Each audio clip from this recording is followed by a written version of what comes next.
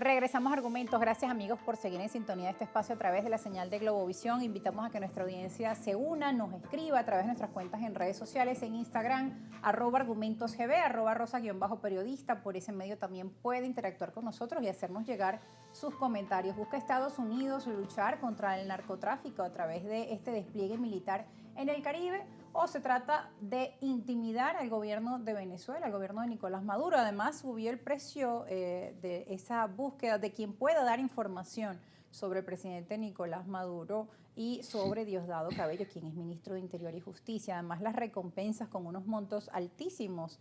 La recompensa por Bin Laden, recuerdo que eran de $25 millones. La de Nicolás Maduro la han aumentado a $50 millones. ¿Cómo interpretarlo también? Sí. ¿Es parte de las amenazas? Sí, Rosa, fíjate, la política tiene escenarios mediáticos que son dentro de la realidad interna. Hay cosas que suceden y la población no se entera. ¿Y cuáles son esas cosas? Negociación, conversaciones privadas como lo que sucedió con Grenell en Miraflores, que eso es importante recordar. Grenell estuvo aquí en el mes de febrero tratando lo que era la liberación de algunos americanos acá en Venezuela. También no solamente Grenell, otros funcionarios como el mismo Christopher Landau, que es el subsecretario de Estado, ha manifestado que el gobierno no persigue un cambio de régimen, es decir, Trump no persigue un cambio de régimen porque ellos ya tenían han tenido dos opciones, dos situaciones de fracaso: Irán y Afganistán. Y Estados Unidos no estaba en la capacidad de invertir tantos recursos y energía política para lograr un cambio de gobierno. Lo mismo lo dijo Grenell en su momento, que el presidente Trump estaba enfocado en los americanos, en el proyecto Make America Great Again, y no remover un cambio o generar un cambio de gobierno en Venezuela. Ahora, con el tema del narcotráfico, esto es algo que se habla desde el 2022 sobre Venezuela. Recordemos también que este tipo de campañas suelen ser parecidas, pero con algunos matices distintos. Sí. En su momento era Juan Guaidó del año 2019-2022, ahora es María Corina Machado, la líder de la oposición reconocida por muchos venezolanos, pero que también respalda en este caso a Estados Unidos. Pero en el 2022 hubo un desembarco de naves también en la costa atlántica. Muchos se acercaron al Caribe, estaban a las amenazas del Comando Sur. También hay que recordarle a la audiencia que nos escucha que durante ese año existieron algunos nombres dentro de la palestra de la opinión pública: John Bolton, Elliot Abrams, Marco Rubio, Mike Pompeo, que incluso Mike Pompeo, en cuanto como secretario de Estado, también tenía muchísima información porque él venía de la inteligencia de la CIA. Entonces podemos decir que hay una especie de patrón repetitivo en el modus operandi de cómo Estados Unidos está utilizando toda esta campaña mediática para intervenir en Venezuela o incidir en las decisiones de Venezuela, pero el enfoque sigue siendo erróneo por una sencilla razón. Las sanciones desde el año 2017 no han generado un cambio de gobierno, han tenido un impacto considerable en la economía del venezolano, y la amenaza de intervención militar le sirve al gobierno de Maduro para cohesionar su propaganda y su discurso y, por supuesto, las bases políticas del PSUV. Y además estar muy atentos a las jugadas de la oposición dentro del país, ¿no? También pues algunos analistas han asegurado que esto podría ayudar a aumentar la persecución, o también estar mirando qué realiza cada ONG o cada partido político de oposición dentro de nuestro país, aunque hay que diferenciar que está la oposición, digamos, que apoya este tipo de intervenciones, que es o una este minoría, discurso por cierto, intervencionista, que es minoría y muchos están fuera. Es una minoría. Y hay una oposición muy variada, digamos, que hemos visto el resurgir de otra oposición que también ha sido muy cuestionada, ¿no? Sí, en la política interior nacional. a eso un breve comentario es que las recientes encuestas sobre estos temas de las principales consultoras de Venezuela arrojan que más del 80% de los venezolanos, independientemente de su tendencia política, rechazan las intervenciones militares, las incursiones de conspiración de otros países contra Venezuela, y lo más importante, de las medidas coercitivas unilaterales, llámese sanciones, que eso es representativo porque el pueblo venezolano también asimila este conflicto como peligroso para su propia vida, perjudica a la empresa privada, el comercio, la vida cotidiana. Bueno, Andrés, y en el marco de lo que viene mencionando Pablo Andrés Quintero, esa percepción de la población venezolana que además estaba esperando luego de culminado este ciclo de procesos electorales, respuestas a los problemas de salud, de educación, económicos, el tema del aumento salarial, nuevamente también ven relegados estos temas que les interesan, que tocan su fibra, que son parte del día a día, que no han tenido respuesta y que nuevamente viene un discurso, una nueva narrativa.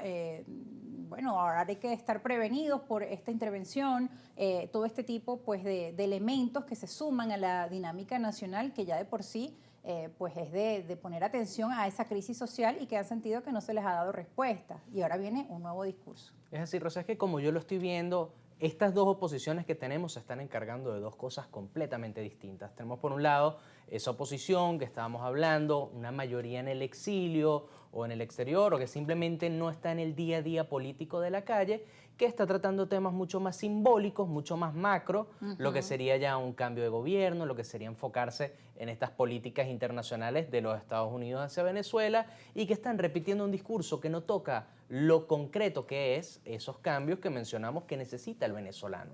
Y por otro lado tenemos esta oposición, hoy en día representados por aquellos que reactivaron esa política del voto, que en enero comienzan nuevamente un periodo en la Asamblea Nacional y que son precisamente los políticos que están tocando lo que es el día a día del venezolano.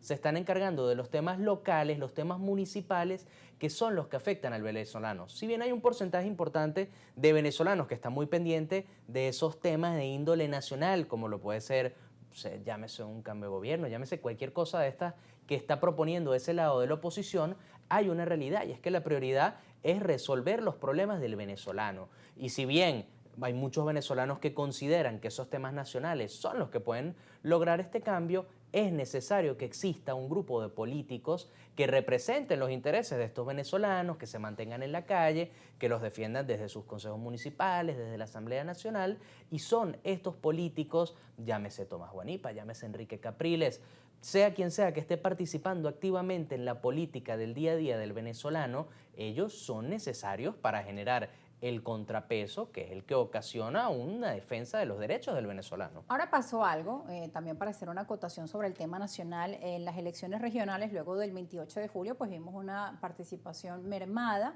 tras los llamados de ese grupo de la oposición a no participar. Pero ya en las municipales o en la elección de alcaldes y de concejales, pues vimos el crecimiento de participación, sobre todo en algunas zonas de sectores de oposición que no querían el cambio del alcalde, pues que estaba allí electo de oposición o de sus concejales, querían mantener sus gobiernos. Digamos que allí hay como una comprensión de, si bien el discurso nacional o el llamado de este grupo de la oposición es a no votar y quizás los acompañe en algún momento, no puedo permitir que mi dinámica local, pues digamos, el trabajo que vengo realizando se pierda por el llamado de estos grupos, ¿no? Pues también allí hay otra lectura. Es así, Rosa, y es muy oportuno que esta última elección sea la última elección de cargos populares que vamos a tener por lo menos en los próximos 4 años, porque se marca una clara diferencia entre esas dos oposiciones que mencionamos y da una oportunidad para entender que muchas alcaldías se defienden y se ganan por un voto de resignación, no por preferencia del alcalde o de los concejales que hayan quedado. Entonces esto lo que nos permite es entender que de aquí a 4 años toca construir una nueva política representativa, local, aterrizada y activa que represente verdaderamente lo que los venezolanos necesitan. Y ahí hay un punto importante, Rosa, acompañando el argumento de Andrés. Hay políticos en Venezuela con incidencia real, que tienen conexión directa con las comunidades, que son ampliamente reconocidos, no por las expectativas de las redes sociales o las cuñas o los eslóganes, sino por acciones reales y concretas. Sí. Y esas acciones, esas acciones reales y concretas no solamente son electorales, también son la capacidad de tú dialogar y discutir y negociar la liberación de algunos presos políticos. Por ejemplo. También la liberación de dirigentes muy jóvenes que han estado también presos y hace poco se dio una liberación importante. Entonces yo creo que el país reconoce claramente a dirigentes, a líderes políticos que a pesar de las difíciles circunstancias dentro del sistema, complejas, siguen estando en Venezuela, están en la disposición de trabajar con partidos políticos, con la comunidad y tienen una gran estima en los estudios de opinión. ¿Por qué? Por la siguiente razón, Rosa.